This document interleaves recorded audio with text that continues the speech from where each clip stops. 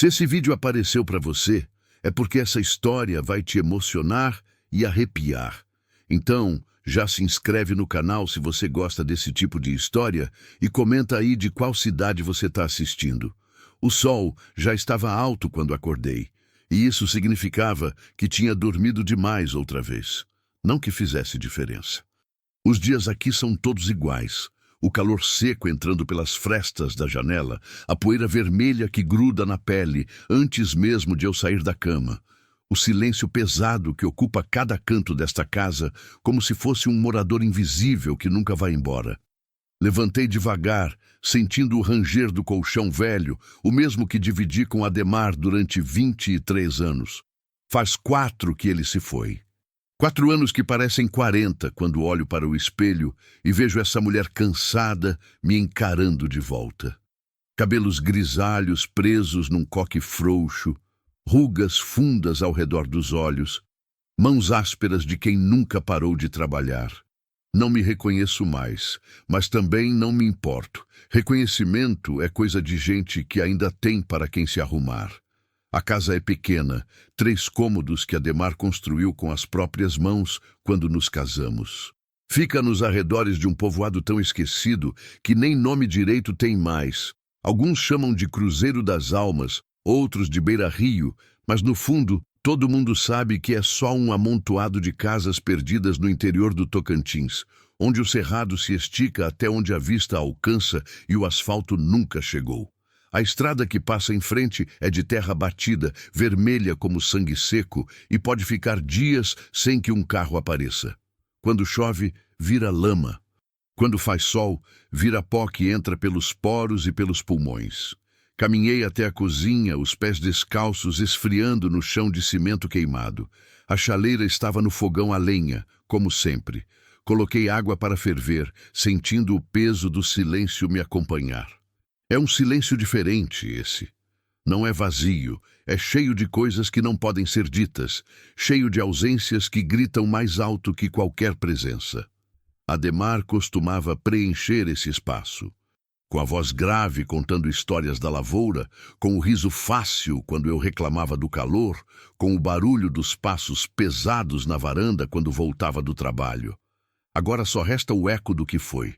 Preparei o café sem pressa. Café preto, forte, amargo como os dias. Sentei à mesa da cozinha, a mesma onde comíamos juntos, onde ele lia o jornal velho que alguém trazia da cidade uma vez por mês, onde planejávamos o plantio e a colheita, onde dividíamos o pão e o futuro. Agora só divido comigo mesma, e isso não é dividir coisa alguma, é apenas sobreviver mais um dia. Olhei pela janela. Lá fora, o mundo continua indiferente. O jatobá enorme que fica perto da casa balança as folhas mesmo sem vento, como se conversasse com algo que só ele entende. As galinhas ciscam no terreiro, levantando nuvens de poeira vermelha. O céu está limpo, azul demais, do jeito que fica quando não chove há semanas. A terra está rachada, sedenta, esperando uma misericórdia que pode não vir. Depois do café, lavei a xícara, guardei as coisas, varri a casa. Sempre a mesma rotina. Varrer, limpar, arrumar, cozinhar, comer sozinha, lavar a louça, sentar na varanda, olhar o nada, esperar a noite chegar. Às vezes me pergunto por que ainda faço tudo isso. Para quem estou limpando? Para quem estou cozinhando? Mas as mãos continuam se movendo, o corpo continua funcionando, mesmo quando a cabeça já desistiu faz tempo. Saí para o quintal depois do meio-dia, quando o sol estava mais cruel. Precisava regar as plantas, dar milho para as galinhas, verificar a cerca que sempre está caindo em algum ponto. O calor era pesado, grudento, do tipo que faz a respiração ficar difícil, e o suor escorrer pelas costas antes mesmo de fazer qualquer esforço. A poeira levantava a cada passo, grudando nas pernas, nos braços, na cara. Eu já nem sinto mais. Faz parte de mim, essa terra vermelha. Entrou nos poros, nas unhas, no sangue. Foi cuidando das galinhas que ouvi o barulho. Não era nada alto, não era nada óbvio. Apenas um rangido diferente, vindo da direção da estrada. Levantei a cabeça, protegendo os olhos do sol com a mão, e vi a poeira subindo ao longe. Alguém vinha pela estrada. Isso era raro, tão raro que meu coração acelerou sem que eu entendesse direito o porquê. O carro, uma caminhonete velha, dessas que mais barulho que motor, parou em frente ao portão da minha cerca. Fiquei onde estava, segurando o balde de milho, observando. Não tenho medo de gente, mas também não tenho pressa de conhecer estranhos. Aqui, a distância é uma forma de proteção. Um homem desceu da caminhonete. 40 e poucos anos, talvez.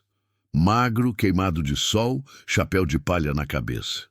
Olhou para a casa, olhou para mim, hesitou, depois caminhou até a cerca, devagar, como quem não quer assustar um animal.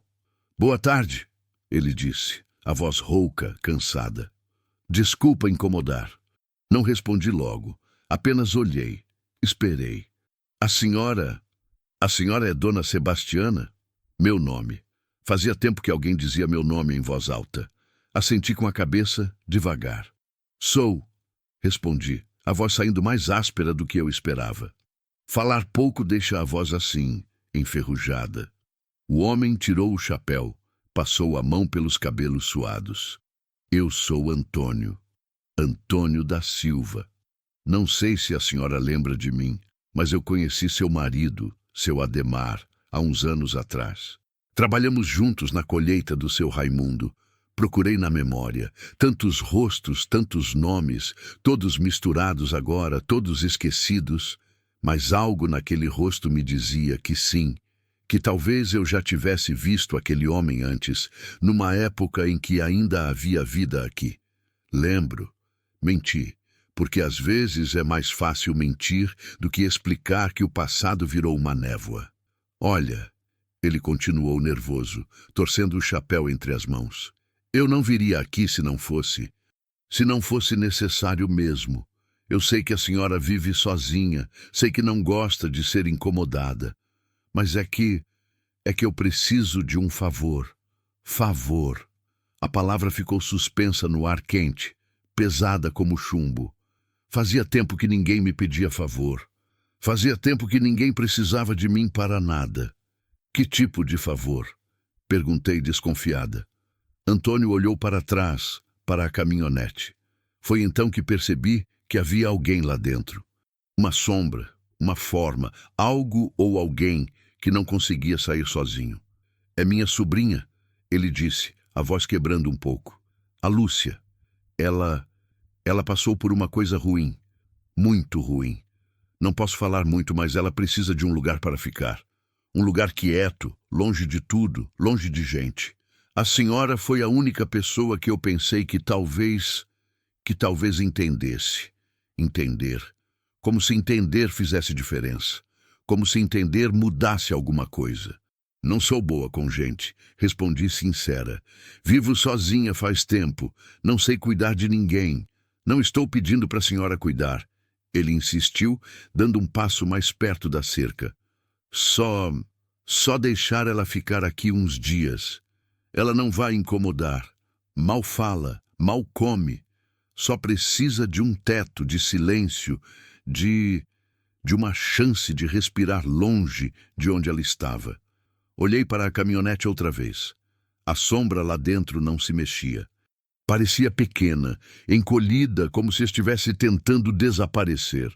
"Quantos dias?" perguntei, sem saber por que estava perguntando, porque não estava simplesmente dizendo não e voltando para dentro de casa. "1 semana, talvez 2. O tempo de eu resolver as coisas, de achar um lugar melhor para ela. Lugar melhor. Como se houvesse lugar melhor que qualquer outro. Como se um pedaço de chão fizesse diferença quando a pessoa está quebrada por dentro." Fiquei em silêncio. O sol queimava. As cigarras cantavam alto demais. O vento nem se dava ao trabalho de soprar. E eu estava ali, no meio do nada, sendo pedida para abrigar alguém que eu nem conhecia. Alguém que estava em pedaços. Alguém que talvez me lembrasse de tudo que eu tentava esquecer. A resposta certa era não. A resposta sensata era não. A resposta de quem aprendeu a se proteger, a se fechar, a não deixar ninguém entrar, era não. Mas eu nunca fui boa em dar a resposta certa. Traga ela, eu disse, surpreendendo a mim mesma. O rosto de Antônio se iluminou de um jeito que quase doeu de ver. Esperança. Fazia tempo que eu não via esperança em rosto nenhum. Sério? A senhora aceita? Traga logo, antes que eu mude de ideia. Ele praticamente correu até a caminhonete, abriu a porta do passageiro e se abaixou, falando baixo com quem estava lá dentro. Demorou. A pessoa lá dentro não queria sair, ou não conseguia. Antônio continuou falando, paciente, suave, do jeito que se fala com criança assustada ou bicho ferido. Finalmente ela saiu. Era uma moça. 20 e poucos anos, talvez. Magra demais, ombros curvados, cabelos escuros caindo no rosto como cortina. Vestia uma calça jeans velha e uma camiseta grande demais, dessas que servem para esconder o corpo. Não olhava para cima, não olhava para nada. Apenas seguia o tio, pisando devagar, como se cada passo doesse. Antônio a trouxe até a cerca. Ela parou a uns 3 metros de mim, ainda de cabeça baixa. Lúcia, Antônio disse gentil, essa é Dona Sebastiana. Você vai ficar aqui com ela uns dias, tá bom? Aqui é seguro, aqui ninguém vai te incomodar. A moça não respondeu. Apenas ficou ali, parada, uma estátua de carne e medo. Olhei para ela e vi o que já tinha visto antes, em outros rostos, em outras vidas. Vi a quebra, a fratura invisível que ninguém mais consegue consertar. Vi o silêncio pesado de quem perdeu as palavras ou nunca vai encontrá-las de novo. Pode entrar, eu disse, minha voz saindo mais suave do que pretendia. Abri o portão. Lúcia entrou devagar, como se estivesse entrando numa armadilha. Antônio trouxe uma mochila pequena da caminhonete e entregou para mim.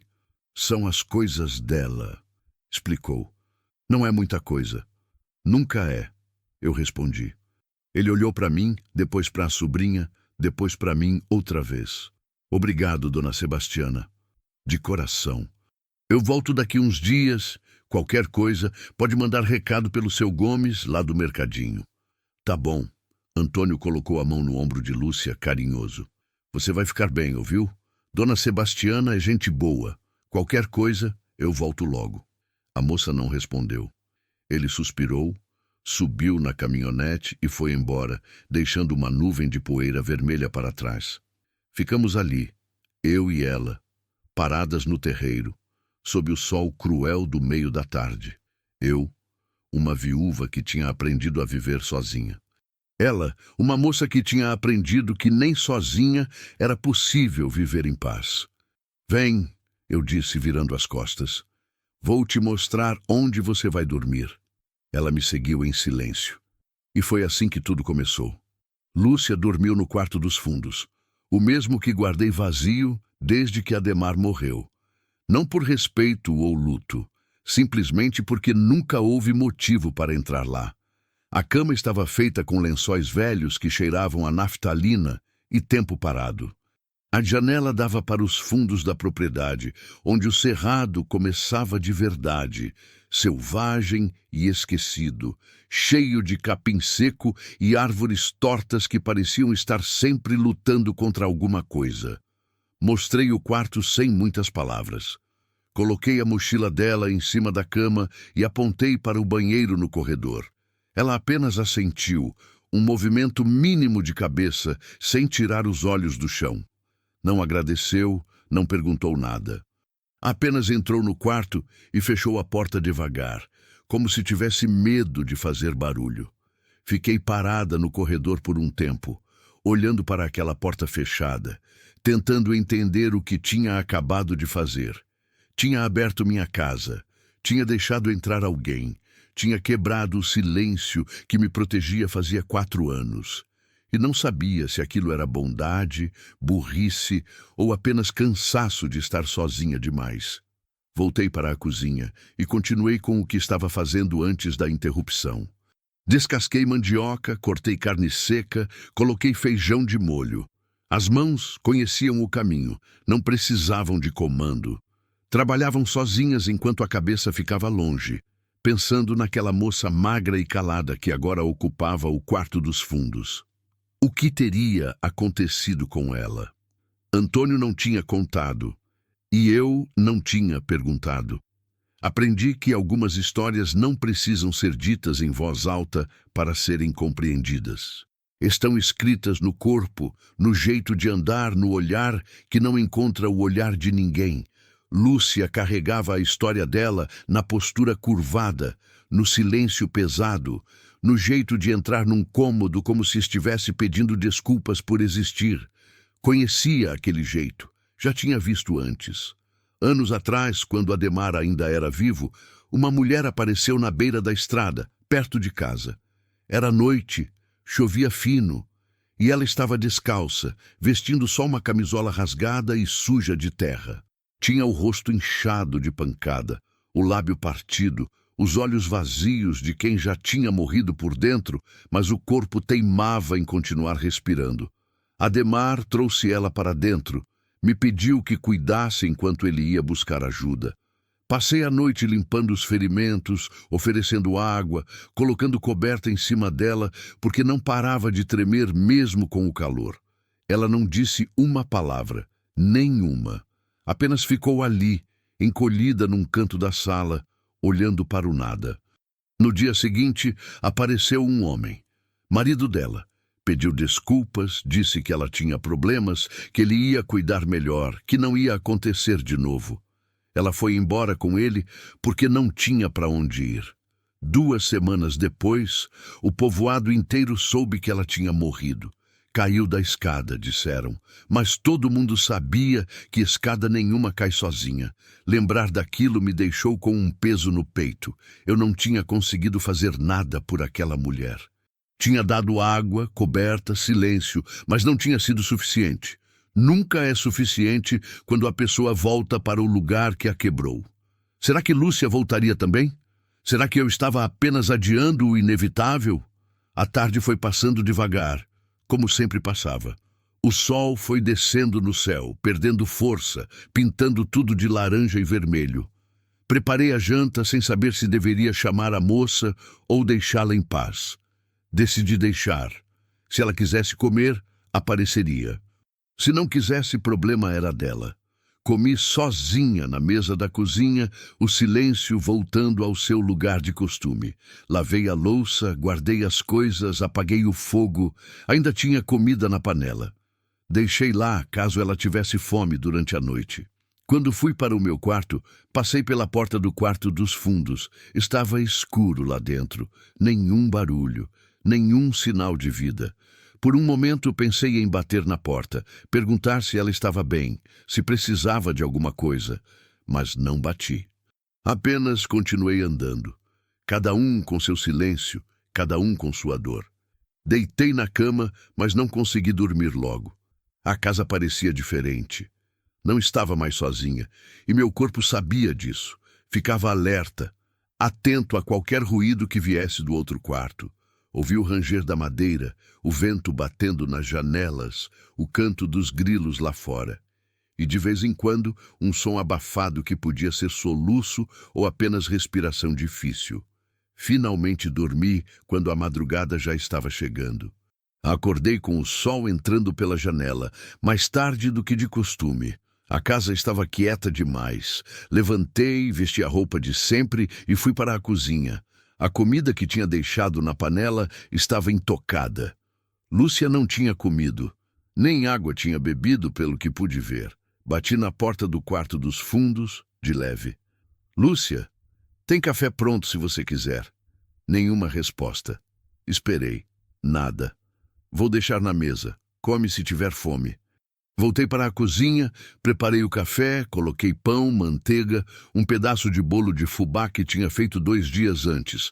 Deixei tudo arrumado e saí para cuidar dos afazeres do dia. Não ia ficar vigiando ela. Não ia forçar nada. Se ela quisesse se trancar no quarto e morrer de fome, era escolha dela. Eu tinha oferecido abrigo, não salvação. O dia estava especialmente quente. o tipo de calor que gruda na pele e não sai nem com banho. Fui regar as plantas, dar comida para as galinhas, consertar um pedaço da cerca que tinha caído durante a última ventania. O trabalho era duro, mas bom. Mantinha a cabeça ocupada, mantinha as mãos ocupadas, mantinha a vida seguindo em frente, mesmo quando não havia motivo para seguir. Foi quando estava voltando para casa, no meio da tarde, que vi Lúcia pela primeira vez à luz do dia. De verdade. Ela estava sentada na varanda, encostada na parede, com os joelhos dobrados contra o peito e os braços enrolados ao redor das pernas. Usava a mesma roupa do dia anterior. O cabelo cobria metade do rosto. Não se mexeu quando me aproximei. Subi os degraus da varanda e sentei na cadeira de balanço velha, a mesma onde Adhemar passava as tardes. Fiquei ali, balançando devagar, olhando para o horizonte vazio. Não falei nada. Ela também não. O silêncio se esticou entre nós como uma corda. Não era um silêncio confortável, mas também não era hostil. Era apenas silêncio. O tipo que existe quando duas pessoas quebradas dividem o mesmo espaço e nenhuma das duas tem força para fingir que está inteira. Depois de uns 20 minutos, ela falou. A voz saiu tão baixa que quase não ouvi. Desculpa. Parei de balançar. Olhei para ela. Desculpa por quê? Por estar aqui. Por estar atrapalhando. Não está atrapalhando. Está sim. Eu sei que está. Se estivesse, não teria deixado você entrar. Ela ficou em silêncio outra vez, processando aquilo. Depois soltou um suspiro longo, cansado. Não consegui comer, ela disse. Tentei, mas não consegui. Tudo bem. O tio Antônio vai ficar preocupado. Vai achar que a senhora não está cuidando de mim direito. Não estou aqui para cuidar de ninguém, respondi, sem maldade, apenas verdade. Estou aqui para deixar você em paz. Se você quiser comer, come. Se não quiser, não come. Não vou forçar nada. Ela levantou a cabeça pela primeira vez e pude ver o rosto dela direito. Era bonita, apesar de tudo. Olhos grandes e escuros, maçãs do rosto bem desenhadas, boca fina. Mas havia algo apagado naqueles olhos, algo morto que deveria estar vivo. A senhora não vai perguntar? Ela disse, a voz tremendo um pouco. Perguntar o quê? O que aconteceu comigo? Não. Por quê? Porque não é da minha conta. Ela pareceu surpresa com aquilo. Talvez esperasse curiosidade, julgamento, pena, mas eu não tinha nada disso para oferecer. Tinha apenas uma casa vazia, uma rotina simples e o entendimento de que algumas feridas não se curam com conversa. Eu queria que alguém perguntasse. Ela sussurrou mais para si mesma do que para mim.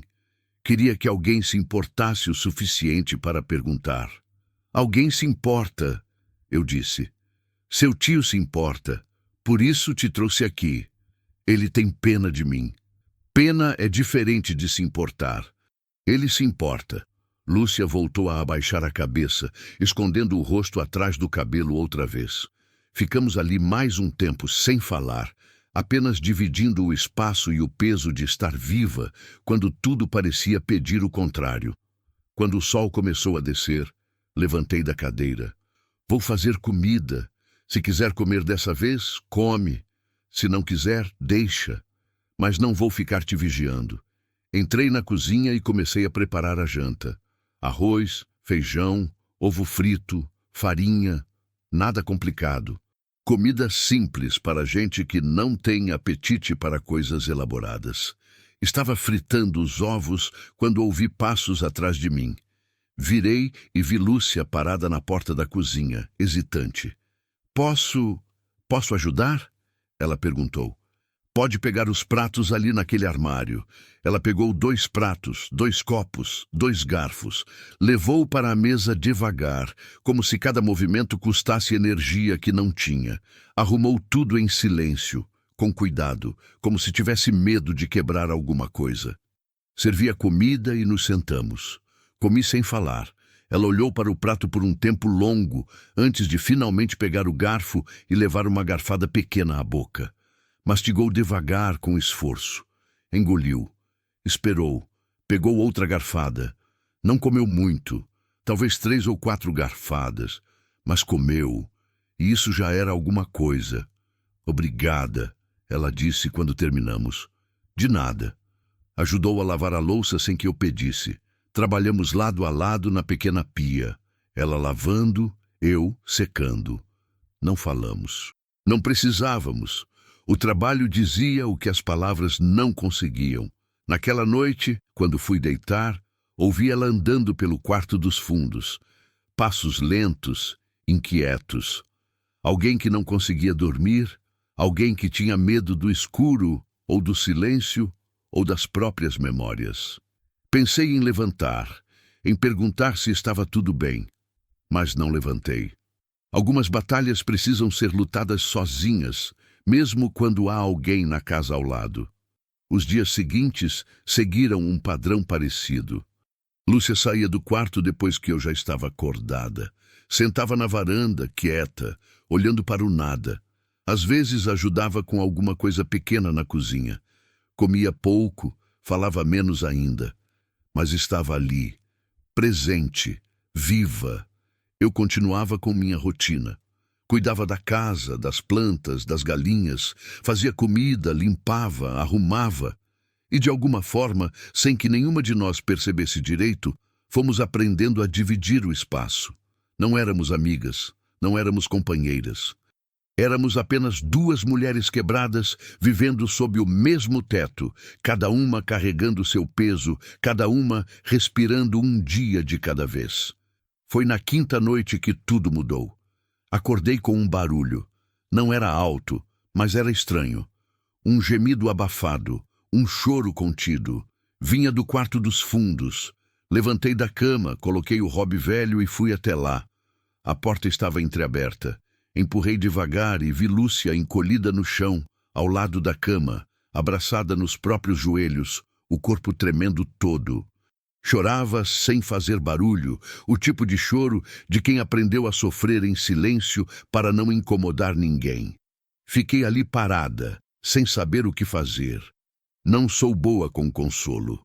Não sou boa com abraços ou palavras carinhosas. Sou boa com silêncio e distância.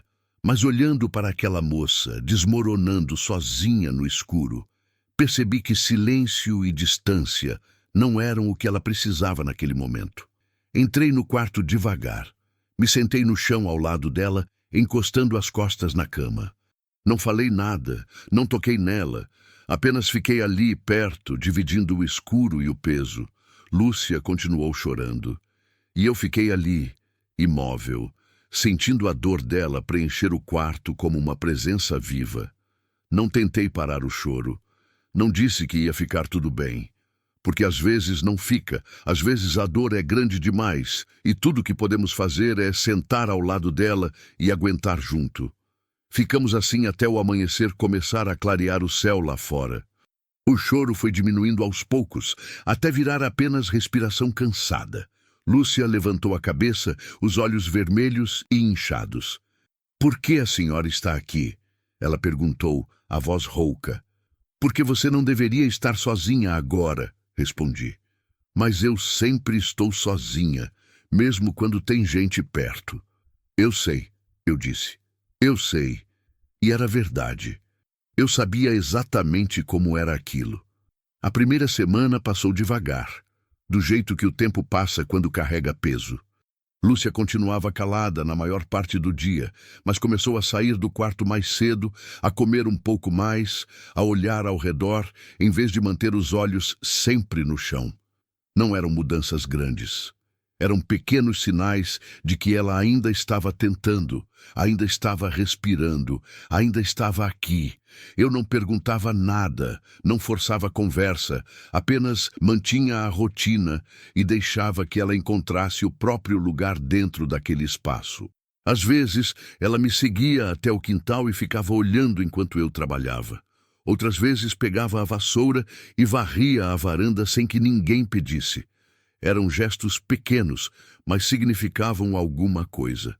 Significavam que ela estava tentando pertencer a algum lugar, mesmo que fosse só por alguns dias.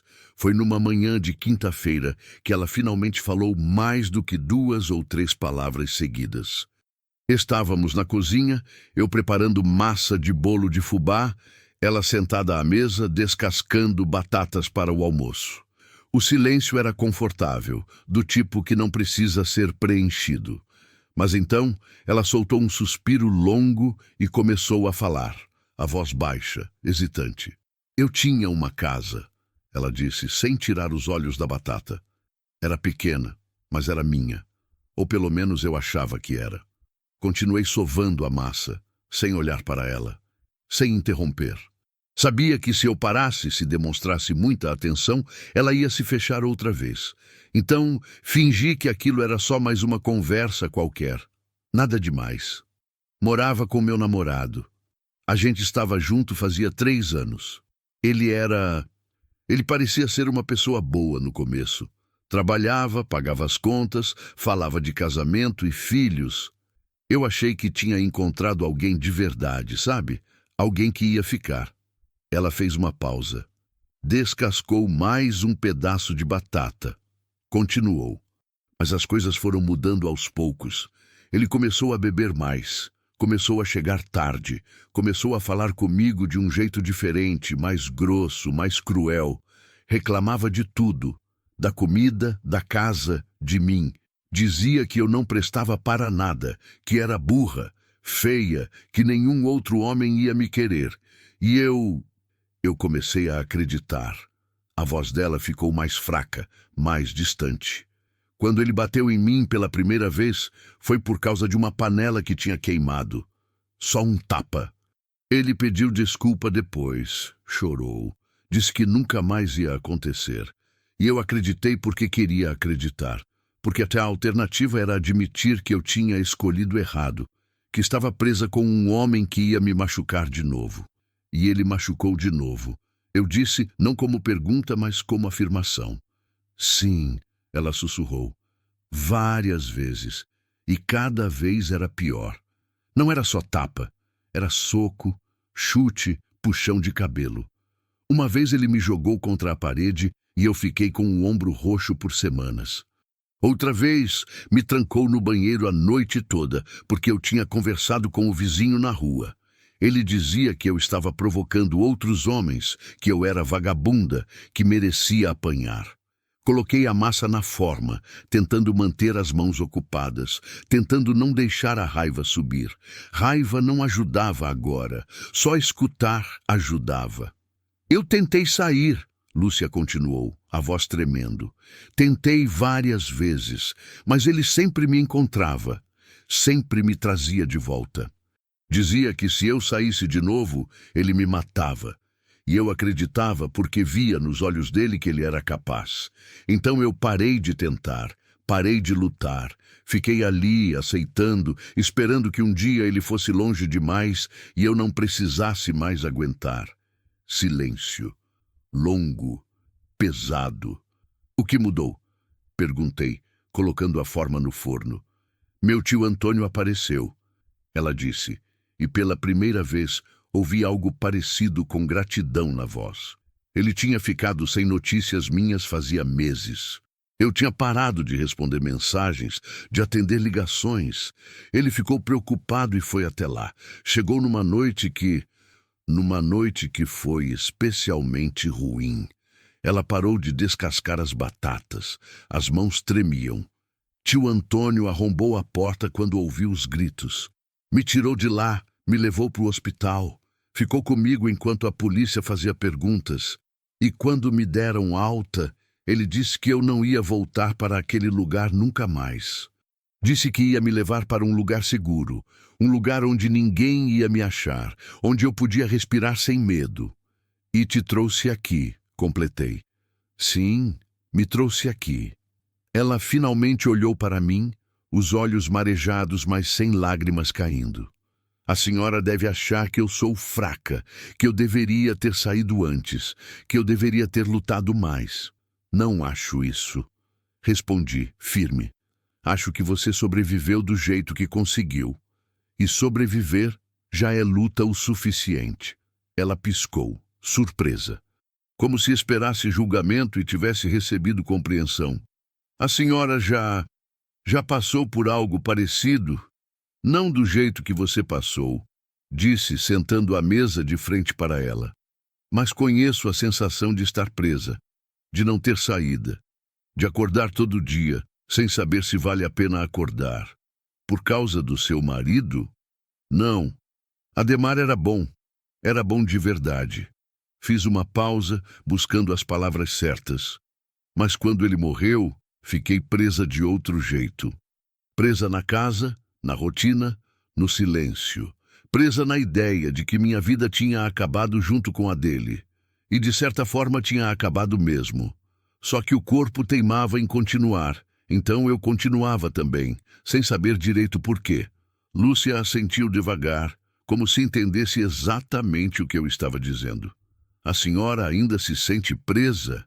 Pensei na pergunta. Pensei na verdade dela. Às vezes. Mas menos do que antes. Aprendi que prisão nem sempre tem grade. Às vezes é só costume, medo.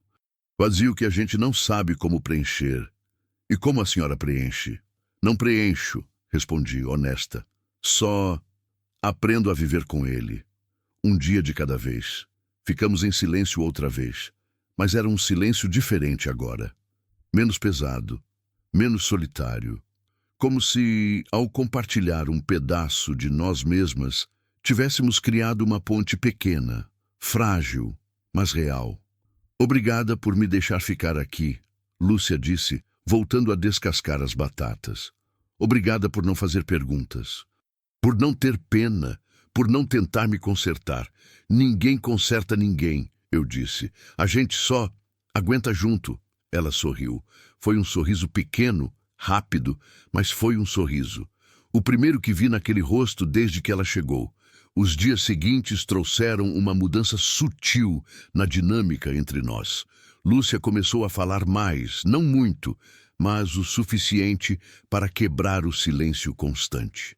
Contava sobre a infância no interior, sobre a mãe que tinha morrido cedo, sobre o pai que tinha bebido até destruir o fígado, sobre o tio Antônio, que sempre foi mais pai do que tio. Eu ouvia, comentava pouco, mas estava presente, e isso parecia ser o que ela precisava. Não soluções, não conselhos, apenas presença. Ela também começou a trabalhar mais pela casa. Ajudava a cozinhar, a lavar roupa, a cuidar das galinhas. No começo, eu achei que era por obrigação, por achar que precisava retribuir a hospedagem. Mas aos poucos percebi que não era isso. Era porque o trabalho a mantinha ocupada. Mantinha a cabeça longe das memórias ruins. Era a mesma razão pela qual eu trabalhava tanto, para não ter tempo de pensar demais. Foi num sábado, 1 semana e meia depois que ela chegou, que ouvi o barulho de carro na estrada. Parei de estender roupa no varal e olhei para a nuvem de poeira vermelha se aproximando. Lúcia estava ao meu lado, segurando um lençol molhado, e vi o corpo dela enrijecer todo. É ele? Ela sussurrou, a voz fina de pânico. Não sei, respondi tentando manter a calma. Mas mesmo que seja, ele não vai te levar daqui, entendeu? Não vai. Ela me olhou com olhos arregalados, cheios de medo, mas assentiu. O carro parou em frente ao portão.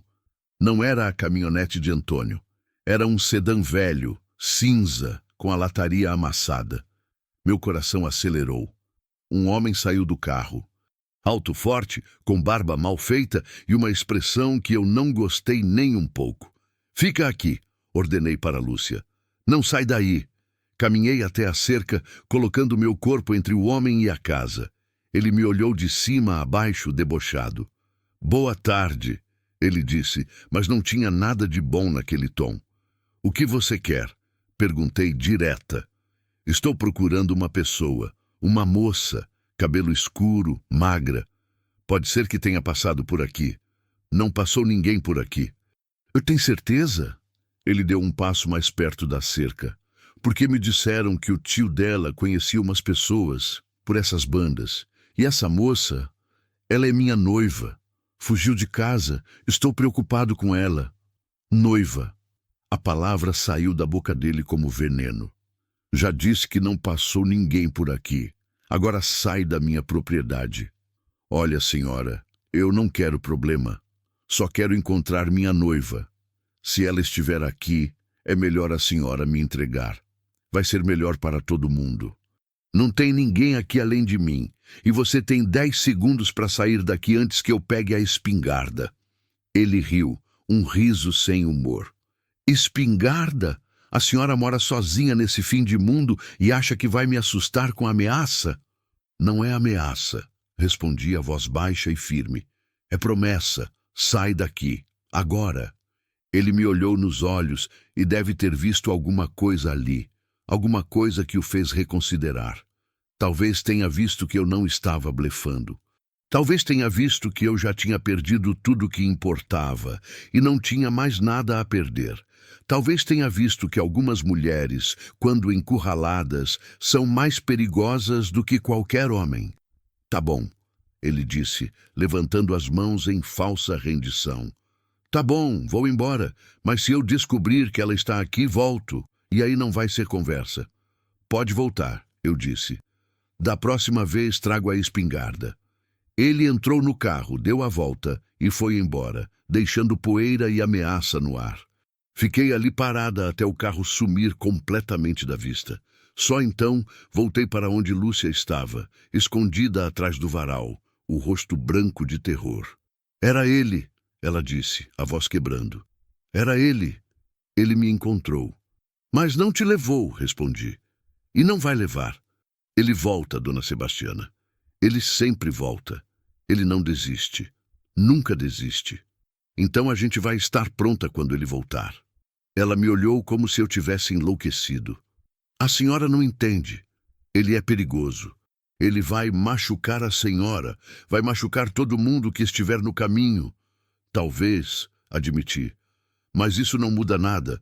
Você não vai voltar para ele. Isso eu garanto. Naquela noite tranquei todas as portas e janelas pela primeira vez em anos. Coloquei a espingarda velha de Ademar ao lado da cama. Não sabia nem se ela ainda funcionava. Fazia tanto tempo que não era usada. Mas era melhor ter do que não ter. Lúcia não dormiu. Eu também não. Ficamos acordadas, atentas a qualquer barulho, esperando que ele voltasse. Mas ele não voltou. Pelo menos não naquela noite. E foi assim que entendi que as coisas tinham mudado. Não era mais só sobre dar abrigo. Era sobre proteger. Era sobre enfrentar. Era sobre olhar para o medo de frente e dizer não. Não sabia se estava pronta para isso. Não sabia se tinha forças. Mas quando olhei para Lúcia, encolhida no sofá da sala, tremendo de medo mesmo com o calor, soube que não tinha escolha. Às vezes, a vida não pergunta se estamos prontos. Apenas coloca as situações na nossa frente e espera para ver o que vamos fazer. E eu tinha decidido o que ia fazer. Ia ficar. Ia lutar. Ia proteger aquela moça, nem que fosse a última coisa que eu fizesse. O domingo amanheceu diferente. O ar estava mais pesado, carregado de uma umidade estranha que não combinava com a seca que castigava a região fazia meses.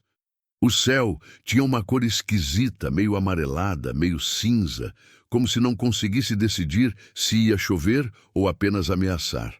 Os grilos estavam mais quietos que o normal. As galinhas ciscavam inquietas no terreiro.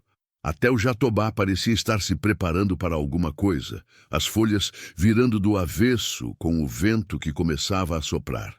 Lúcia não tinha saído do quarto ainda. Depois do susto do dia anterior, ela tinha se recolhido outra vez, voltando àquele estado de silêncio e medo que eu achava que já estava ficando para trás. Não a culpava. Saber que ele tinha vindo até aqui, que estava procurando, que não ia desistir. Tudo isso era suficiente para quebrar qualquer pequeno progresso que ela tinha feito. Eu estava na cozinha preparando café quando ouvi a porta do quarto se abrindo. Lúcia apareceu na porta, os olhos inchados de choro ou falta de sono. Talvez os dois. Usava a mesma camiseta grande de sempre, os cabelos despenteados caindo no rosto. Bom dia, eu disse, servindo café em 2 canecas. Ela não respondeu. Apenas sentou à mesa, pegou a caneca com as 2 mãos e ficou olhando para o líquido escuro como se procurasse respostas no fundo da xícara. Eu preciso ir embora, ela disse finalmente, a voz baixa, mas firme. Coloquei minha caneca na mesa e sentei de frente para ela. Por quê? Porque ele sabe que eu estou aqui, ou pelo menos desconfia. E quando ele tiver certeza, vai voltar. E da próxima vez pode não vir sozinho. Pode trazer os amigos dele. Pode fazer alguma coisa com a senhora. Ela levantou os olhos para mim e havia lágrimas ali. Eu não posso deixar que isso aconteça. A senhora já fez demais por mim. Não posso colocar a senhora em perigo. E para onde você vai? Perguntei. Voltar para ele? Não, nunca. Vou para outro lugar. Qualquer lugar, longe daqui. Sozinha, sem dinheiro, sem documento, sem plano? Ela abaixou a cabeça outra vez. Não sei, mas preciso ir. Preciso proteger a senhora. Lúcia, eu disse, e esperei até que ela olhasse para mim. Eu sou velha. Vivi a vida que tinha para viver. Criei calo em cima de calo. Enterrei marido. Enterrei sonhos. Enterrei tudo o que importava. Não tenho mais nada a perder. Mas você ainda tem vida pela frente. Ainda tem chance de recomeçar, de ser feliz, de encontrar paz. Não vou deixar você jogar isso fora porque está com medo. Mas eu tenho medo mesmo. Ela sussurrou.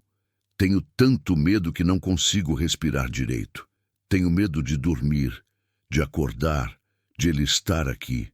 Tenho medo de que você se machuque por minha causa. O medo não some fugindo, respondi. Aprendi isso do jeito difícil. O medo vai junto, cola na pele, entra nos ossos, vira parte da gente. A única forma de lidar com ele é enfrentar, ficar, lutar. Mas e se a gente não conseguir? E se ele voltar Se ele voltar, a gente lida. Juntas. Ela ficou me olhando por um tempo longo, processando aquilo. Vi o conflito nos olhos dela, a vontade de acreditar brigando com o medo que já tinha tomado conta de tudo. Por que a senhora está fazendo isso? Ela perguntou. Por que está se arriscando por mim? Era uma boa pergunta. Uma pergunta que eu mesma tinha me feito várias vezes nos últimos dias. Por que estava fazendo aquilo? Por que estava colocando minha paz, minha segurança, minha vida em risco por uma moça que mal conhecia? Porque uma vez eu não fiz nada, respondi, a voz saindo mais embargada do que eu esperava. Uma vez veio uma mulher pedindo ajuda e eu dei água, coberta, um lugar para dormir. Mas não fiz o suficiente. Deixei ela voltar para o homem que estava matando ela aos poucos. E 2 semanas depois, ela estava morta. Fiz uma pausa, sentindo o peso daquela lembrança. Não vou cometer o mesmo erro 2 vezes. Lúcia estava chorando agora. Lágrimas silenciosas escorrendo pelo rosto. Eu tenho tanto medo, ela repetiu, a voz quebrando. Eu sei, mas a gente vai aguentar esse medo juntas. Entendeu? Juntas. Ela assentiu, enxugando as lágrimas com as costas da mão. E foi ali, naquele momento simples de manhã de domingo, que algo mudou entre nós. Não éramos mais apenas 2 estranhas dividindo um teto. Éramos 2 mulheres decididas a não se deixar quebrar, a não deixar que o medo vencesse, a não desistir mesmo quando desistir parecia a única opção. O vento foi ficando mais forte ao longo do dia. As nuvens começaram a se acumular no horizonte, escuras e pesadas, trazendo a promessa de chuva que o cerrado tanto precisava. Mas havia algo de errado naquelas nuvens. Elas vinham rápido demais, escuras demais, carregadas de uma energia que fazia o ar ficar elétrico. Vai ter tempestade, eu disse, olhando pela janela. Lúcia estava ao meu lado, também observando o céu. Tempestade grande? Parece. Faz tempo que não vejo nuvem desse jeito. Olhei ao redor, mentalmente fazendo uma lista do que precisava ser feito.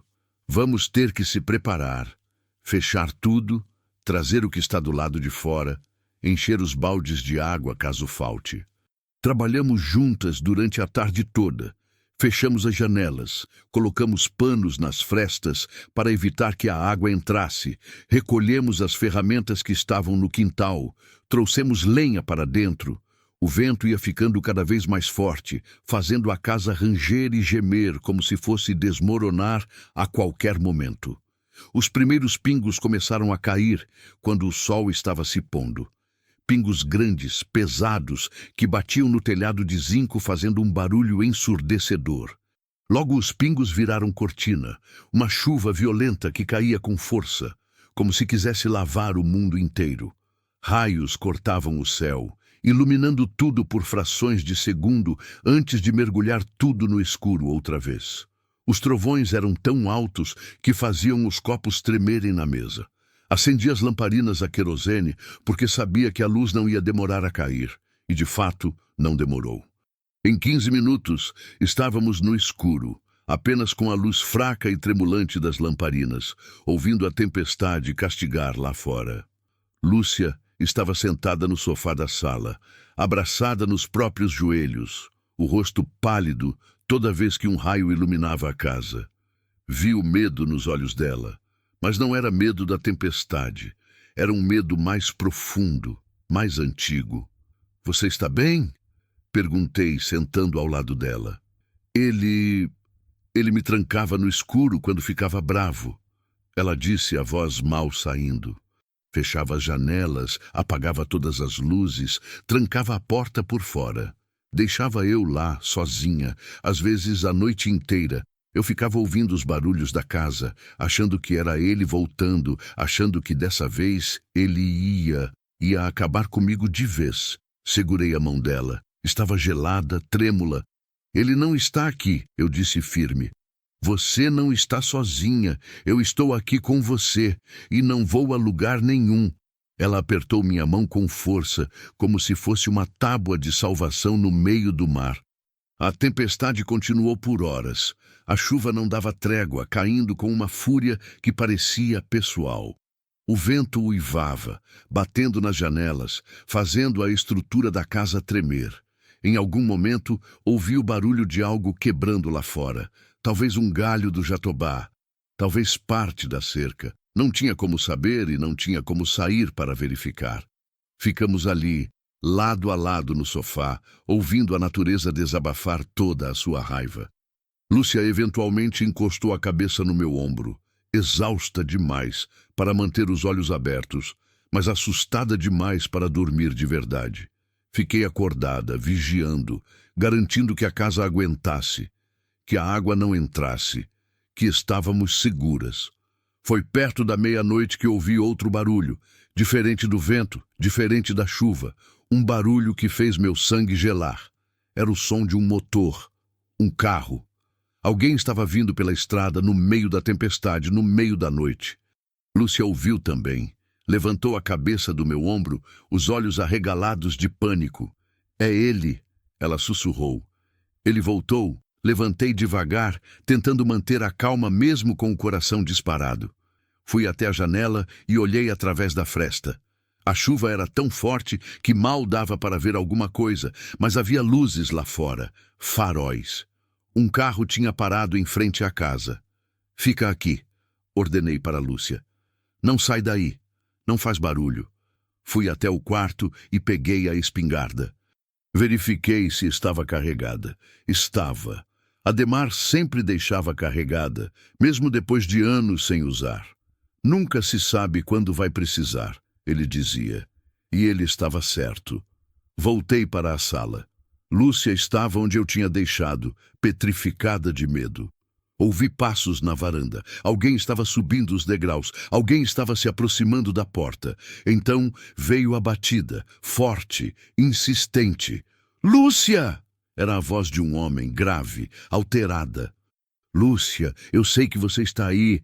Abre essa porta. Mais batidas, mais fortes. A porta tremia, mas segurava. Lúcia, sai daí! A gente precisa conversar. Posicionei a espingarda e gritei de volta. Sai daqui! Não tem ninguém aqui! Sai antes que eu chame a polícia! Uma risada do outro lado, cruel, debochada. Polícia, no meio dessa tempestade, nesse fim de mundo. Vai demorar horas para chegar alguém, se é que chega. Abre essa porta, velha, antes que eu arrebente ela. Se arrebentar essa porta, você vai sair daqui com um buraco no peito. Gritei de volta, e dessa vez havia algo na minha voz que deve ter soado convincente, porque as batidas pararam. Silêncio, apenas a chuva e o vento. Depois, tudo bem, vou embora. Mas isso não acabou, entendeu? Não acabou. Ouvi os passos descendo da varanda. Ouvi a porta do carro batendo. Ouvi o motor ligando. Esperei. Não abaixei a espingarda. Não respirei direito até que o som do motor fosse sumindo na distância, engolido pela tempestade. Só então deixei a espingarda escorregar para o chão e me encostei na parede, as pernas bambas, o coração batendo tão forte que doía. Lúcia correu até mim e me abraçou, chorando desesperada, tremendo toda. Ele voltou, ele não vai desistir. Eu sei, eu disse, abraçando ela de volta. Eu sei, mas hoje ele não te levou, e amanhã também não vai levar. Vamos encontrar um jeito. Eu prometo. Ficamos ali, abraçadas no meio da sala escura, enquanto a tempestade continuava lá fora, lavando o mundo, lavando o medo, lavando a coragem que ainda não sabíamos que tínhamos. E foi naquela noite, naquele momento de terror e união, que entendi que não estava mais sozinha. E ela também não. Tínhamos uma a outra agora, e isso teria que ser suficiente.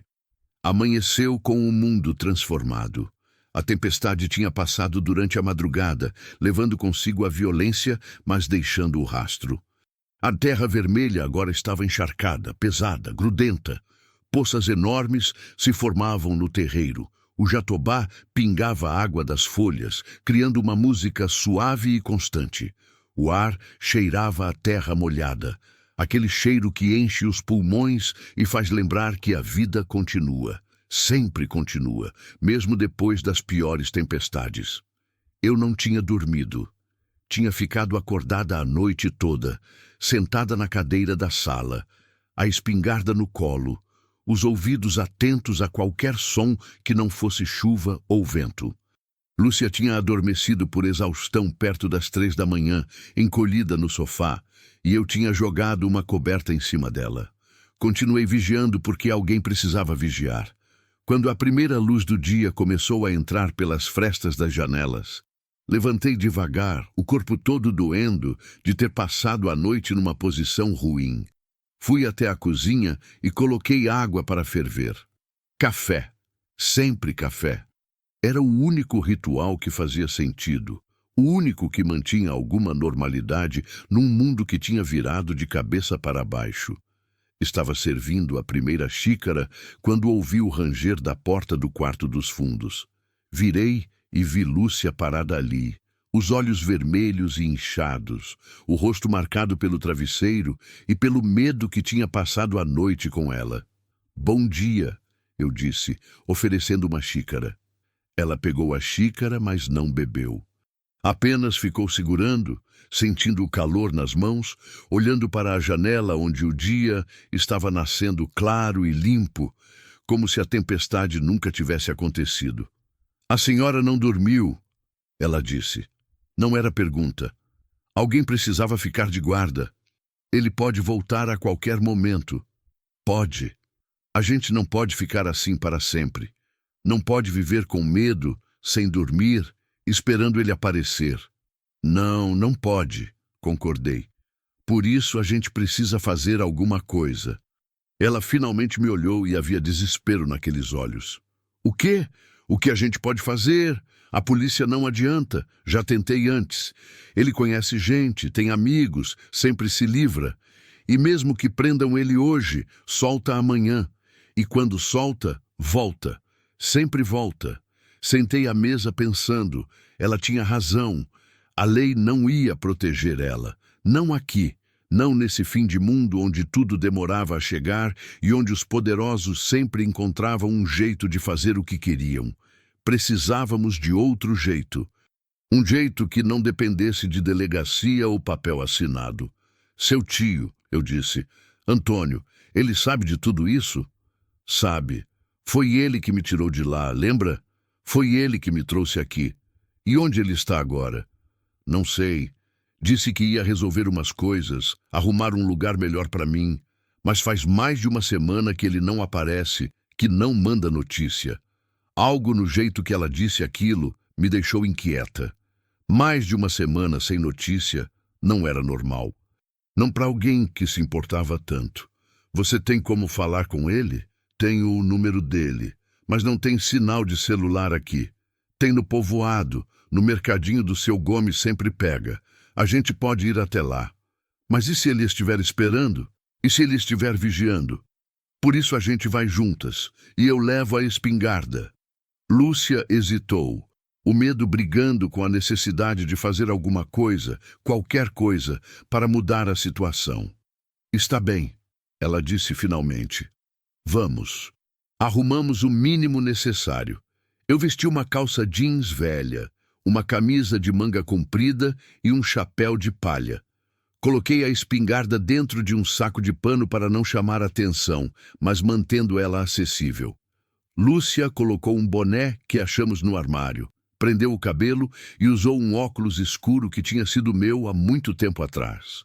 Não era disfarce perfeito, mas era alguma coisa. Saímos da casa e olhei ao redor, verificando. Nenhum carro estranho. Nenhum sinal de que alguém estava vigiando. Mas isso não significava nada. Ele podia estar esperando na estrada, ou no povoado, ou em qualquer lugar. Começamos a caminhar.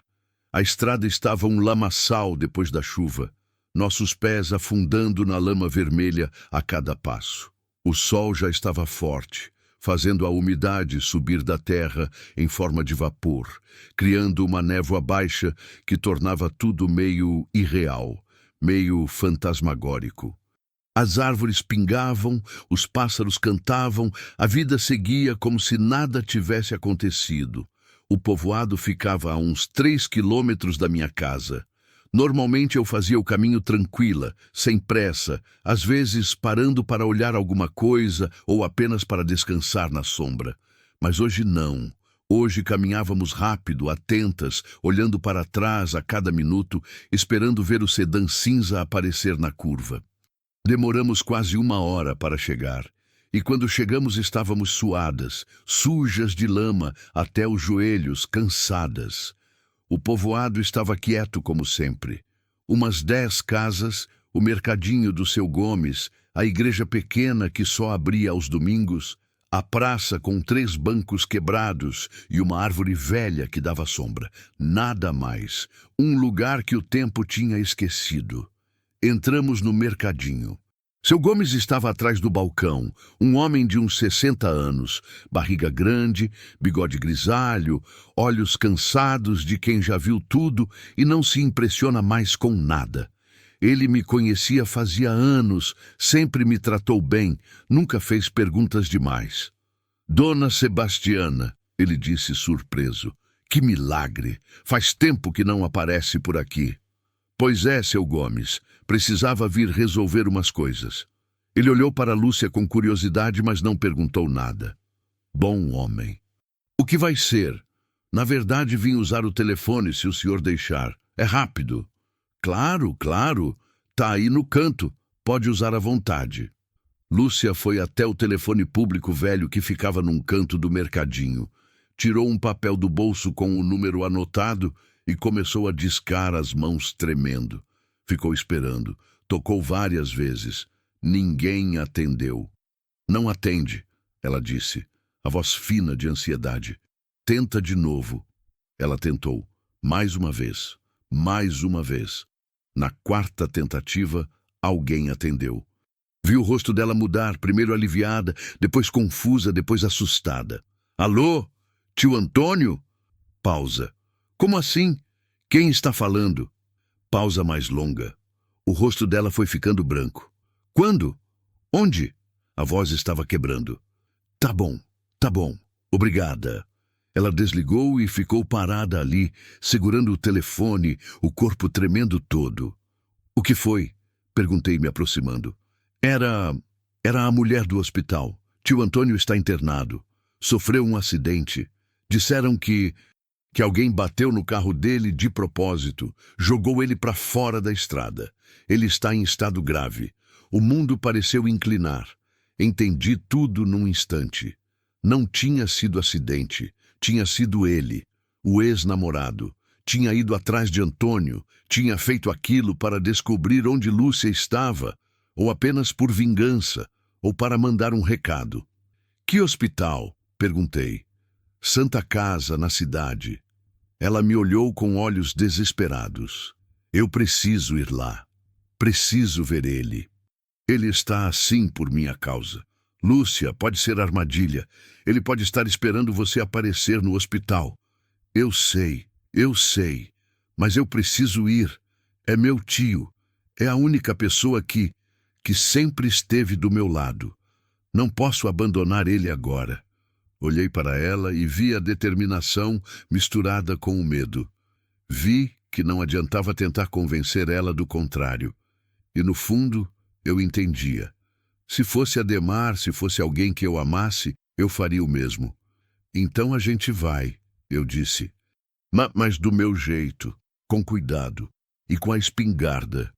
Seu Gomes, que tinha ouvido parte da conversa sem querer, se aproximou. Dona Sebastiana, se precisar de carona, o Zé da oficina está indo para a cidade daqui a pouco. Talvez ele leve vocês. O senhor pode chamar ele aqui? Claro. 15 minutos depois, estávamos na carroceria de uma caminhonete velha, indo para a cidade, a espingarda escondida debaixo de um cobertor, o coração apertado de medo e preocupação. A estrada estava pior ainda depois da chuva, cheia de buracos e lama, fazendo a viagem ser lenta e desconfortável. Mas não importava. Precisávamos chegar. Lúcia estava calada, olhando para a paisagem passar, as lágrimas escorrendo em silêncio pelo rosto. Segurei a mão dela, apertei forte, tentando passar alguma força que eu mesma não sabia se tinha. A cidade ficava a uns 40 quilômetros. Não era grande coisa. Uma cidade pequena do interior, mas comparado ao povoado, era metrópole. Tinha hospital, delegacia, comércio, movimento, lugares onde era fácil se esconder, lugares onde era fácil vigiar sem ser visto. Quando chegamos no hospital, agradeci o Zé e entramos. O cheiro de desinfetante e doença me bateu logo na porta, aquele cheiro que traz de volta todas as memórias ruins, todos os finais que não quisemos ter. Lúcia foi até a recepção. Perguntou por Antônio da Silva. A moça verificou no computador, anotou alguma coisa e mandou a gente subir para o segundo andar, quarto 23. Subimos as escadas. Eu sempre atenta, sempre olhando ao redor, sempre esperando ver um rosto conhecido, uma ameaça. Mas havia apenas pessoas normais, visitantes cansados, enfermeiras apressadas, médicos com cara de quem não dormia havia dias. Chegamos no quarto. A porta estava entreaberta. Lúcia hesitou, respirou fundo. Entrou. Eu entrei junto. Antônio estava na cama, ligado em vários aparelhos, o rosto inchado e roxo, o braço esquerdo engessado, a cabeça enfaixada. Estava acordado, mas parecia estar sentindo muita dor. Quando viu Lúcia, os olhos dele se encheram de lágrimas. Lúcia, ele disse, a voz fraca, rouca. Você está bem. Graças a Deus. Ela correu até a cama, segurou a mão dele com cuidado. Tio, o que fizeram com o senhor? O que aconteceu? Ele me encontrou. Perguntou onde você estava. Eu não disse. Juro que não disse. Então ele fez isso. Eu sinto muito, sinto tanto. Não pede desculpa. Eu faria de novo, 1000 vezes. Ele olhou para mim. Dona Sebastiana, a senhora está cuidando dela? Estou tentando, respondi. Obrigado. Obrigado por não desistir dela. Não vou desistir. Isso eu prometo. Antônio fechou os olhos, cansado, a dor vencendo ele. Uma enfermeira entrou, disse que ele precisava descansar, que tinha acabado de tomar remédio forte. Precisávamos ir.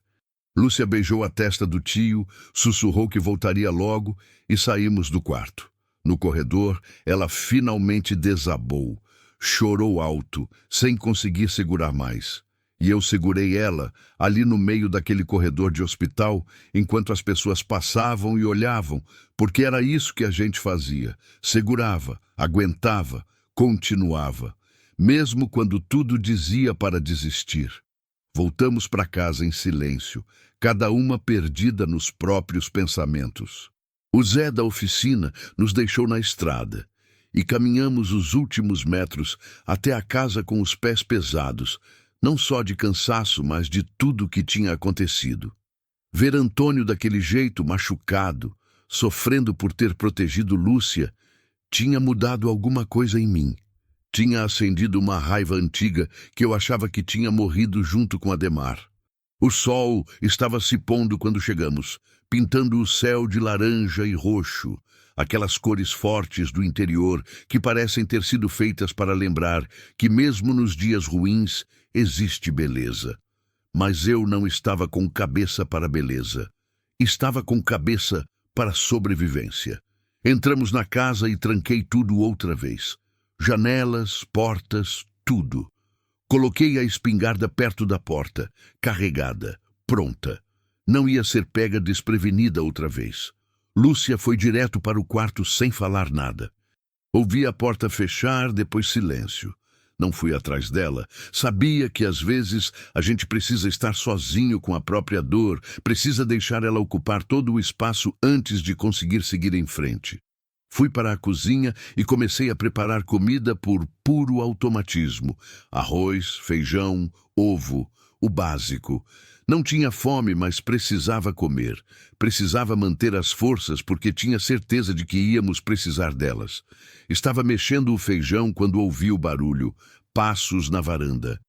Não eram passos pesados, eram leves, quase furtivos. Meu coração disparou. Larguei a colher e peguei a espingarda, me posicionando de lado da porta. "Quem está aí?" gritei. Silêncio. Depois uma voz de mulher, velha, cansada. "Sou eu, Sebastiana, Benedita, da casa do outro lado do cerrado, Dona Benedita." A vizinha mais próxima, embora próxima fosse termo relativo, já que a casa dela ficava a quase 2 quilômetros daqui. Uma mulher antiga, dessas que conhecem as histórias da terra, que sabem os segredos que ninguém mais lembra. Abri a porta devagar, ainda segurando a espingarda. Ela estava ali, pequena e curvada, apoiada numa bengala, o rosto enrugado como casca de árvore, os olhos ainda vivos, apesar dos 80 e tantos anos que carregava. "Dona Benedita", eu disse, surpresa. "O que a senhora está fazendo aqui a essa hora?" "Vim trazer um aviso", ela disse, a voz áspera mas firme. "Posso entrar?" Abri passagem. Ela entrou devagar, olhando ao redor com aqueles olhos que pareciam ver mais do que deveriam. Sentou na cadeira que ofereci, suspirando de alívio. "Quer água? Café?" perguntei. "Água está bom." Servi água e sentei de frente para ela, esperando. Dona Benedita nunca falava sem motivo. Se tinha vindo até aqui, era porque tinha algo importante para dizer. "Tem um homem rondando", ela disse finalmente. "Um homem de fora. Está fazendo perguntas sobre você, sobre uma moça que pode estar aqui. Ofereceu dinheiro para quem desse informação." Meu sangue gelou. "Quando foi isso?" "Ontem. Passou na minha casa. Passou nas outras casas espalhadas por aqui. A maioria não falou nada porque não sabe de nada. Mas sempre tem alguém que fala demais por dinheiro. Você sabe como é." "Alguém disse que ela está aqui?" "Não sei, mas ele está procurando. E gente que procura desse jeito normalmente acha. Vim avisar por quê? Porque você me lembra minha filha. E minha filha também teve que fugir de um homem ruim uma vez. Só que ela não conseguiu. Ele encontrou ela antes. A dor nos olhos dela era antiga, mas ainda presente. Entendi tudo sem que ela precisasse explicar mais. Sinto muito, eu disse. Já faz 20 anos. A dor fica menor, mas nunca some. Ela se inclinou para a frente, os olhos cravados nos meus. Por isso vim aqui, para dizer que se você está escondendo essa moça, está fazendo certo. E para dizer que esse homem não vai desistir. Homem desse tipo não desiste nunca. Ele vai voltar, e quando voltar, vai vir preparado. O que a senhora acha que eu devo fazer? Dona Benedita ficou em silêncio por um tempo, como se estivesse medindo as palavras. Você conhece a história dessa terra? Ela perguntou. Que história? A história do que aconteceu aqui antes, muito tempo atrás. Antes de você, antes de mim, antes de qualquer um que está vivo agora. Balancei a cabeça. Meu Adhemar comentou algumas coisas, mas nunca deu muita importância. Disse que eram lendas. Lendas têm verdade nelas, Dona Benedita disse. Essa terra aqui, onde sua casa está, foi de uma mulher escravizada que fugiu do senhor que a machucava. Ela veio para cá, para o fim do mundo, construiu uma vida, mas o senhor não esqueceu. Mandou homens atrás dela. Ela sabia que eles iam vir, então fez uma promessa à terra. Disse que se a terra a protegesse, ela cuidaria da terra para sempre, e que qualquer mulher que precisasse de proteção poderia vir aqui e estaria segura. Olhei para ela, tentando entender onde aquilo ia dar. A senhora está dizendo que... Estou dizendo que essa terra tem memória, e que promessas feitas com sangue não são esquecidas. Ela se levantou devagar, apoiando-se na bengala. Você não comprou essa casa por acaso, Sebastiana. Você foi trazida para cá. E agora tem uma escolha a fazer. Pode mandar a moça embora e voltar para sua vida quieta, ou pode honrar a promessa antiga e proteger ela, aconteça o que acontecer. Como eu honro uma promessa que não foi minha? Ficando, lutando, e se for preciso, selando ela outra vez com seu próprio sangue. Antes que eu pudesse responder, Lúcia apareceu na porta do corredor. Tinha ouvido tudo. Não, ela disse, a voz firme pela primeira vez desde que chegara.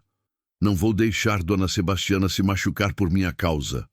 Já causou dano demais. Meu tio está no hospital, essa casa está cercada. Eu vou embora, vou me entregar para ele. Pelo menos assim vocês ficam em paz. Lúcia... Comecei. Não! Ela estava chorando, mas a voz não tremeu. Eu não aguento mais ver pessoas se machucando por mim. Não aguento carregar esse peso. Se ele me quer, que me leve. Pelo menos acaba logo.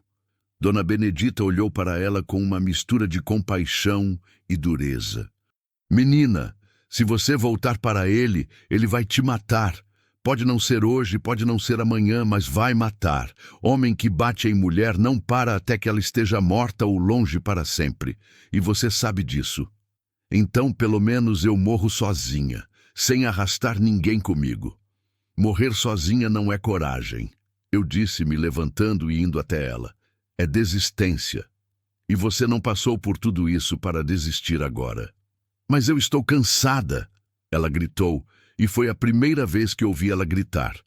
Estou cansada de correr, de ter medo, de não conseguir dormir, de ver pessoas se machucando por mim.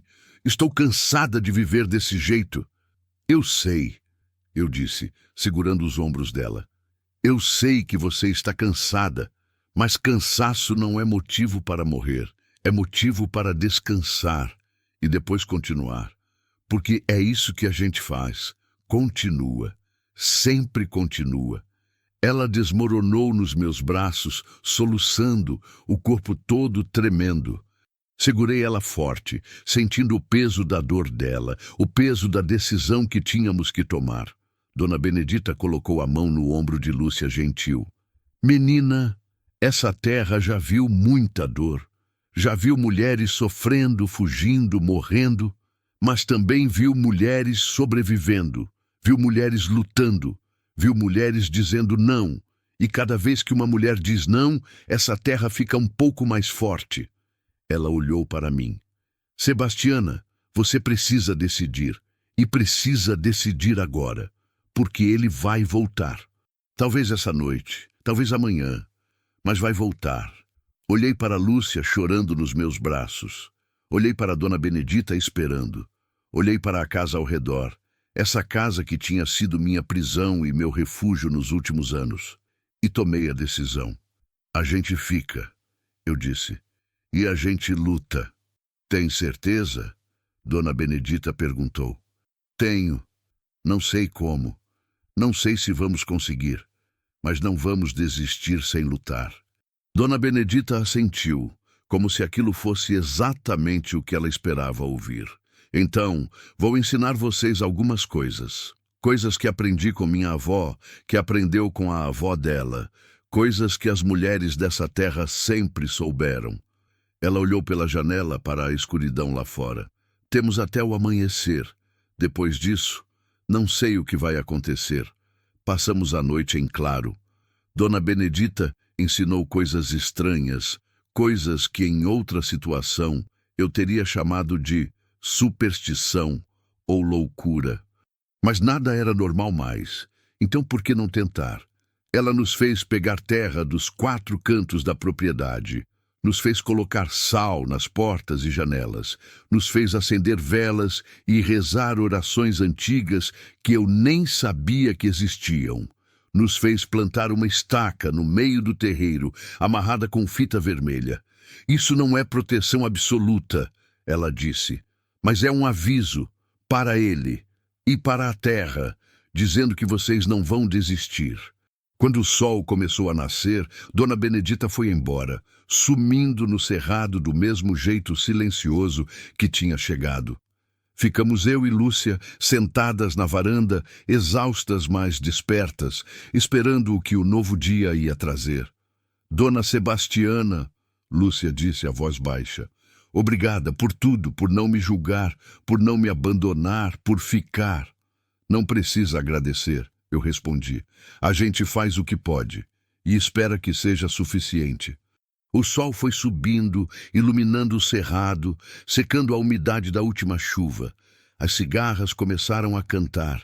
As galinhas saíram do galinheiro. A vida continuava, indiferente ao drama humano. E nós continuávamos também, porque era isso que fazíamos. Continuávamos, mesmo quando o medo dizia para parar, mesmo quando a razão dizia que não tinha jeito. Continuávamos. E esperávamos que a terra, essa terra antiga, cheia de promessas e dor, estivesse do nosso lado quando a luta finalmente chegasse. Porque ela ia chegar. Disso eu tinha certeza. Os 2 dias seguintes foram os mais longos da minha vida.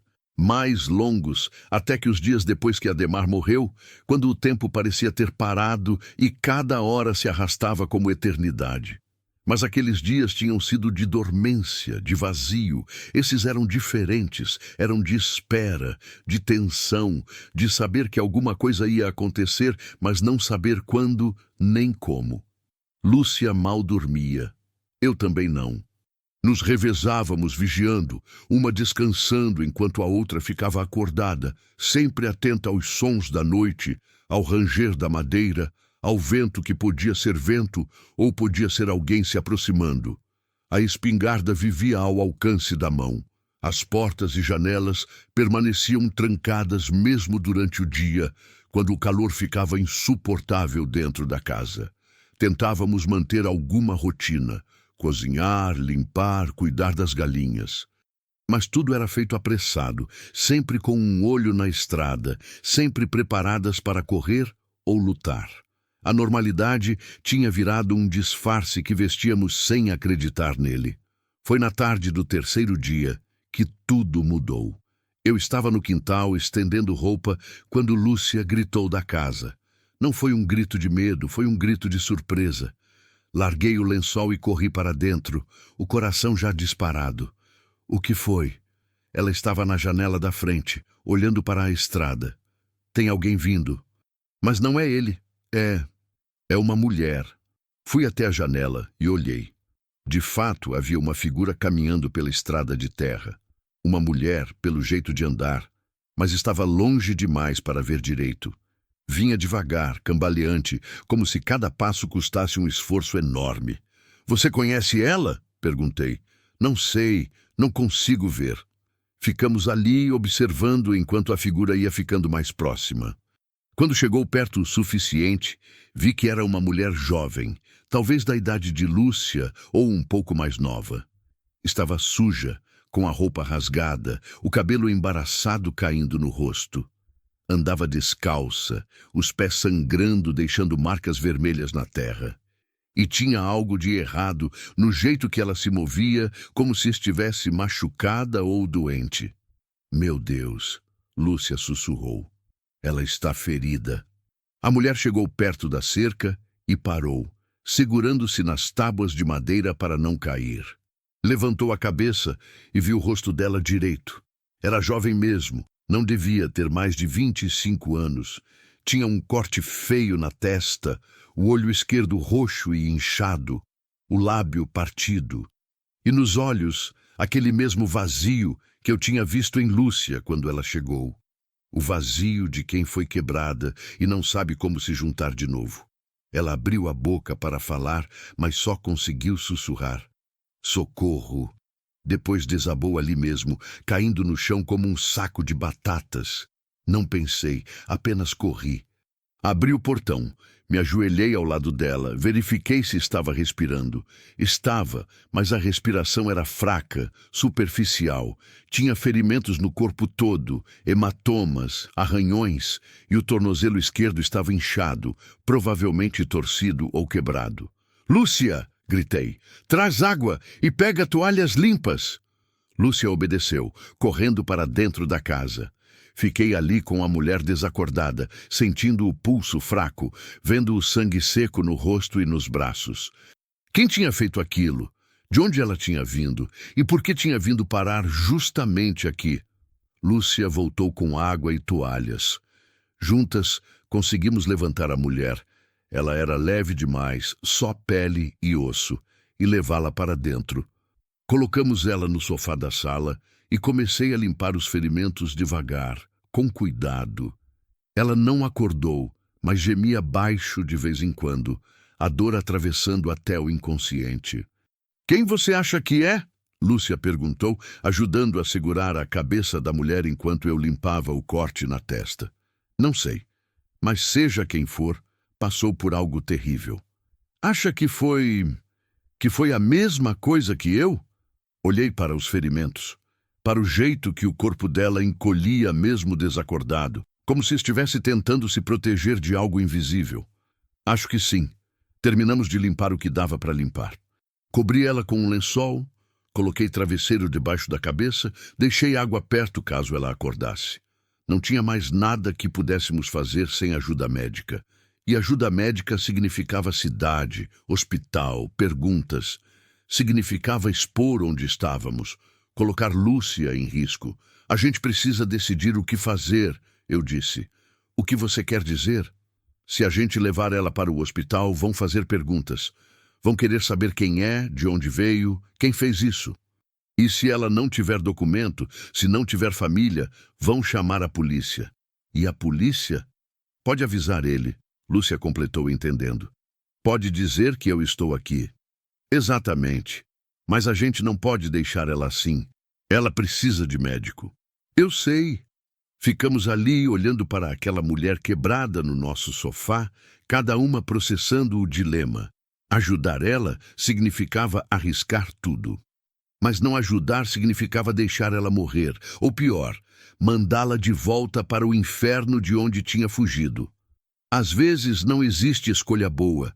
Às vezes todas as opções são ruins e a gente só pode escolher qual ruim consegue carregar. "Vou buscar Dona Benedita", eu disse finalmente. "Ela sabe cuidar de ferimento. Já cuidou de gente do povoado várias vezes, quando não tinha como ir para a cidade. Talvez ela consiga ajudar." "Eu fico aqui com ela", Lúcia disse. "Qualquer coisa grito. A espingarda está ali. Se alguém vier que não seja eu ou Dona Benedita, eu sei. Eu atiro." Olhei para ela e vi que falava sério. A moça assustada que tinha chegado aqui não existia mais. No lugar dela estava uma mulher determinada, alguém que tinha encontrado algo pelo que lutar além da própria sobrevivência. Saí de casa e comecei a caminhar rápido em direção à casa de Dona Benedita.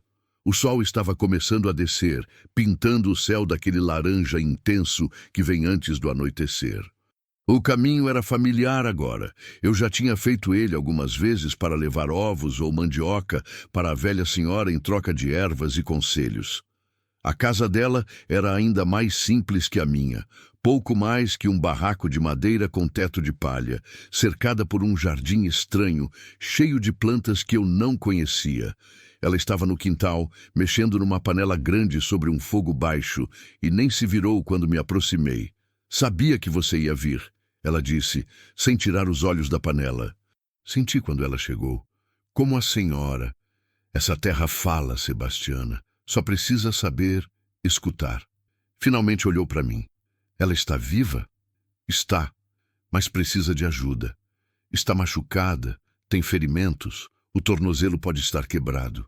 Dona Benedita assentiu, apagou o fogo debaixo da panela e entrou na casa. Voltou carregando uma bolsa velha de pano, cheia de frascos, potes e embrulhos de ervas.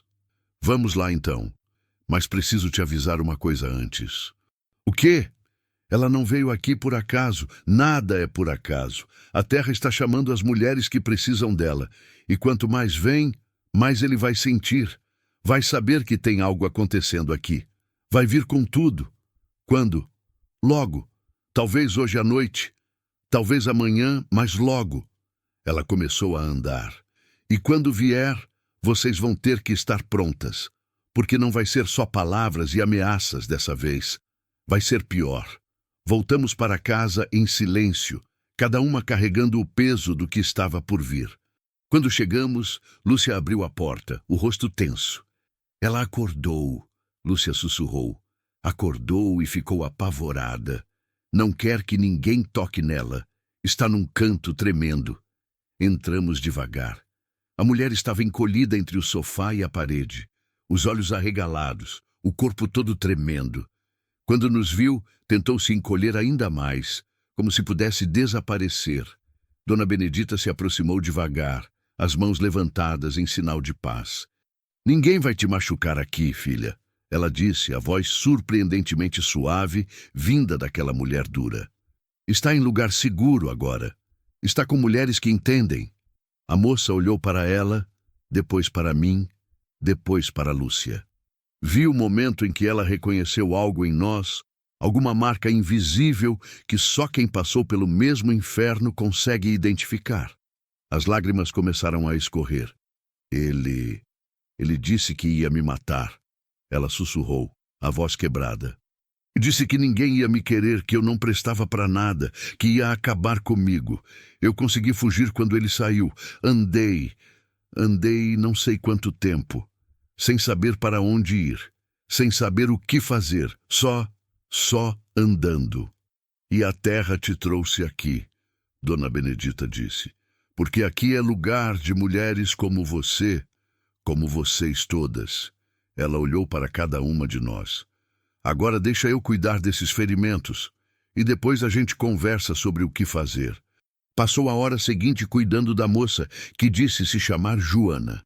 Limpou os ferimentos direito, aplicou pomadas que cheiravam forte a ervas, enfaixou o tornozelo, deu um chá que fez Joana dormir quase imediatamente. Quando terminou, Dona Benedita nos chamou para a cozinha, longe o suficiente para não acordar Joana. "Ela vai ficar bem fisicamente", disse. "Os ferimentos vão sarar, mas por dentro, isso vai demorar mais. Ela pode ficar aqui", eu disse, "pelo tempo que precisar." "Sebastiana, você entende o que está fazendo?" Dona Benedita perguntou. "Seria. Você está honrando a promessa, está transformando essa casa no que ela sempre foi destinada a ser, um refúgio, mas isso tem preço, sempre tem preço." "Que preço?" "Você vai ter que proteger elas. E quando os homens vierem, porque eles sempre vêm, Você vai ter que estar pronta para fazer o que for necessário. Está pronta para isso? Olhei para Lúcia, que me olhava de volta com confiança que eu não merecia.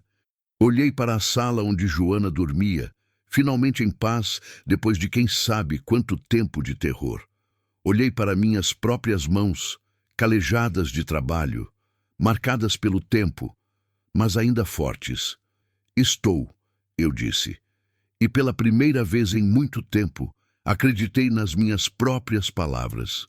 Dona Benedita assentiu.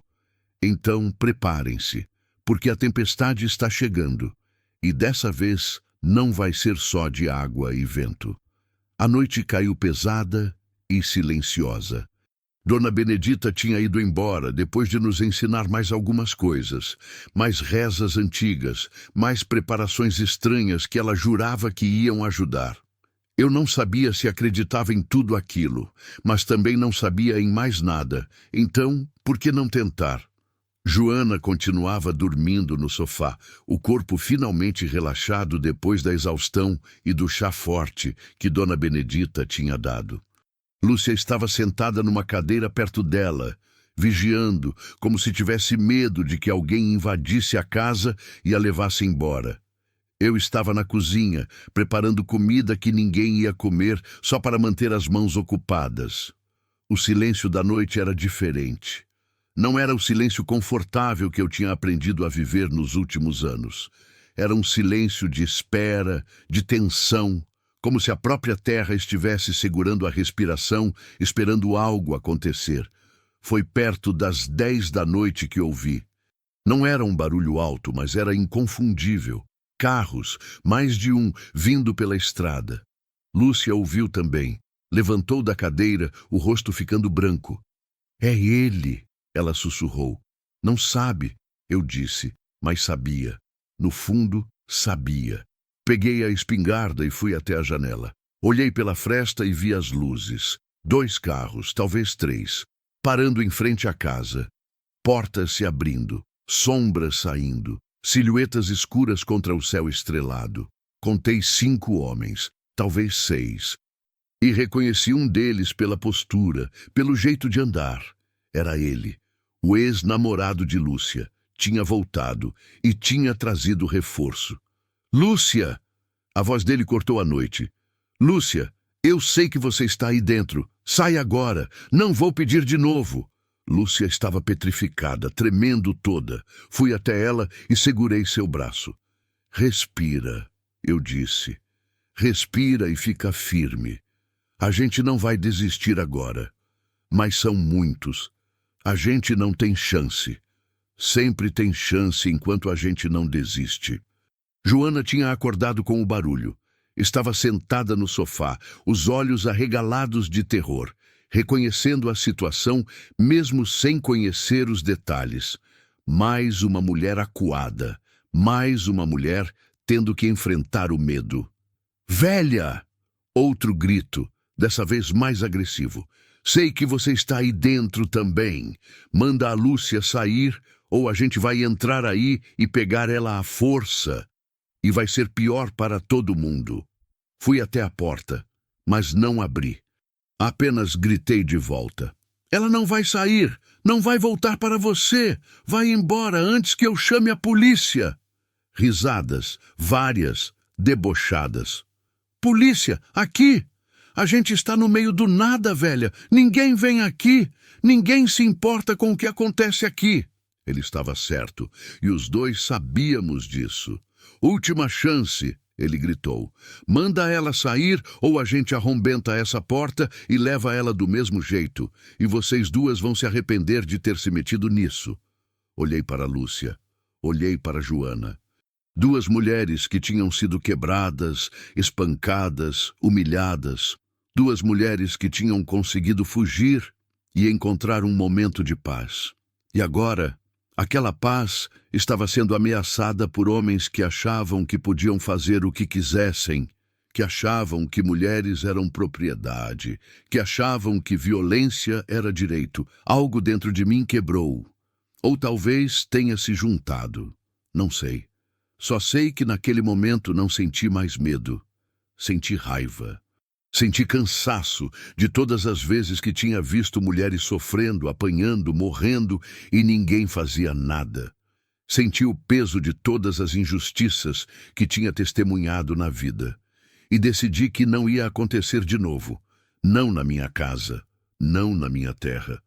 Lúcia, eu disse, a voz estranhamente calma, pega aquela faca grande da cozinha. Joana, mesmo machucada, pega o que conseguir. Pau, pedra, qualquer coisa que possa usar como arma. Dona Sebastiana, elas são muitas, Lúcia disse, a voz trêmula. São, mas a gente não está sozinha. Estamos sim. Somos só nós três. Não. Olhei pela janela, para a terra lá fora, para o jatobá enorme que guardava a casa, para o cerrado que se estendia em todas as direções.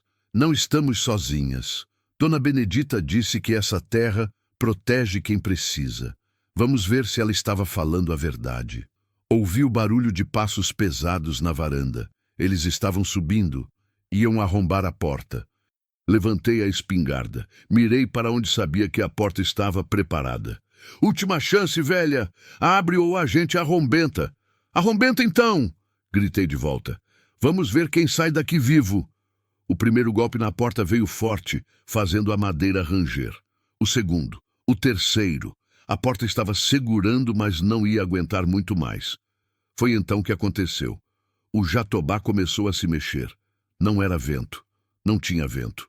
Mas os galhos começaram a balançar violentamente, como se algo estivesse sacudindo a árvore inteira. As folhas começaram a cair aos montes, criando uma cortina verde que cobria a frente da casa. Os homens pararam de bater na porta. Ouvi vozes confusas lá fora. Que porra é essa? Deve ser vento. Vento nada, o ar tá parado. Então veio o barulho. Um barulho baixo, profundo, vindo de dentro da terra, como se algo enorme estivesse se movendo debaixo do chão. A casa tremeu. Não muito, mas o suficiente para sentir. Terremoto, Lúcia sussurrou. Não tem terremoto aqui, eu disse.